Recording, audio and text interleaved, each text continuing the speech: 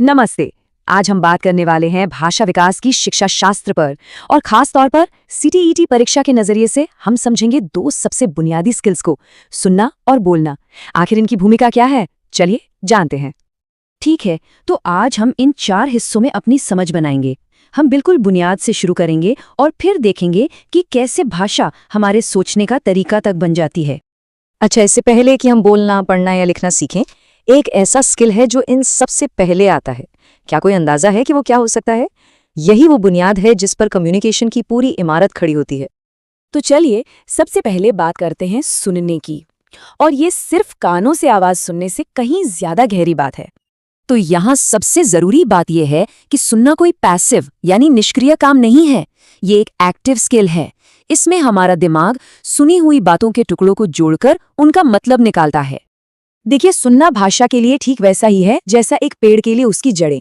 वो दिखाई नहीं देती, लेकिन सारा विकास वहीं से होता है। ये बाकी सभी स्किल्स का मतलब बोलना, पढ़ना, लिखना सबका ब्लूप्रिंट है। और हाँ, सीटेट के लिहाज से ये कॉन्सेप्ट बहुत जरूरी है क्योंकि स्किल डेवलपमेंट से जुड़े सवाल अक्सर आते हैं।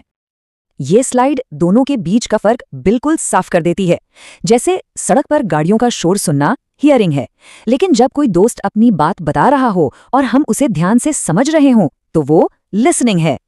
एक सिर्फ शारीरिक है, दूसरा पूरी तरह से मानसिक। तो सुनने की मजबूत नींव पर अब हम भाषा का ढांचा खड़ा कर सकते हैं, और वो है बोलना, यानी अपने विचारों को दुनिया के सामने रखने की ताकत। तो सुनने से हम जानकारी अंदर लेते हैं, है ना? और बोलने से हम अपने विचारों को बाहर की दुनिया के साथ शेयर करते हैं। इसीलिए इसे एक प्रोडक्टिव या आउटपुट स्किल कहा जाता है। और जब कोई बच्चा बोलने में कॉन्फिडेंस हासिल कर लेता है तो उसकी हिचकिचाहट कम हो जाती है और भाषा में एक फ्लो आ जाता है। वो सामाजिक रूप से ज्यादा जुड़ा हुआ महसूस करता है। अच्छा, बोलने की ये 3 अलग अलग सिचुएशन होती हैं। इन सबको समझना जरूरी है क्योंकि हर सिचुएशन में बोलने के स्किल का इस्तेमाल थोड़ा अलग तरीके से होता है। तो परीक्षा के लिए ये कॉन्सेप्ट एकदम क्लियर होना चाहिए। ग्रहणात्मक स्किल्स यानी रिसेप्टिव स्किल्स, मतलब भाषा को अंदर लेना, इनपुट जैसे सुनना और पढ़ना, और उत्पादक स्किल्स यानी प्रोडक्टिव स्किल्स, मतलब भाषा को बाहर भेजना, आउटपुट जैसे बोलना और लिखना। बस इतना सा फर्क है, इनपुट और आउटपुट।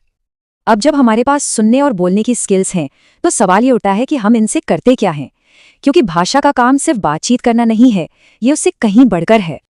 जैसा कि हम यहाँ देख सकते हैं, भाषा कई सारे काम करती है।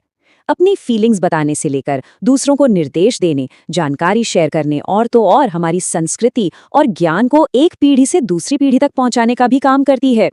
चलिए अब अपने आखिरी और सबसे दिलचस्प हिस्से पर चलते हैं। ये देखते हैं कि कैसे भाषा एक बच्चे के लिए सिर्फ बोलने का नहीं बल्कि सोचने का सबसे ताकतवर औजार बन जाती है। महान मनोवैज्ञानिक लेव वाइगोत्स्की ने कहा था कि भाषा सिर्फ हमारे विचारों को बताती नहीं है, बल्कि असल में ये हमारे विचारों को बनाती है, उन्हें आकार देती है। कभी किसी बच्चे को देखा है जो खेलते खेलते या कोई पजल सॉल्व करते हुए खुद से बातें करता है? ये वाला ब्लॉक यहाँ लगेगा, नहीं यहाँ नहीं, अच्छा ऐसे। बस यही है निजी भाषण।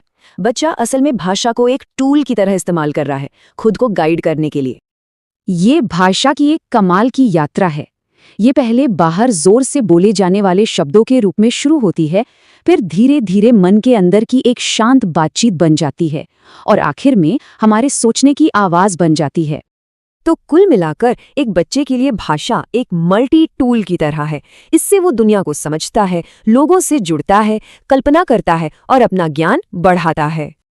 आज की सबसे बड़ी सीख यही है, जब हम बच्चों के सुनने और बोलने के कौशल को मजबूत करते हैं तो हम उन्हें सिर्फ बात करना नहीं सिखा रहे होते, हम उन्हें सोचने, सीखने और आगे बढ़ने के लिए सबसे जरूरी औजार दे रहे होते हैं।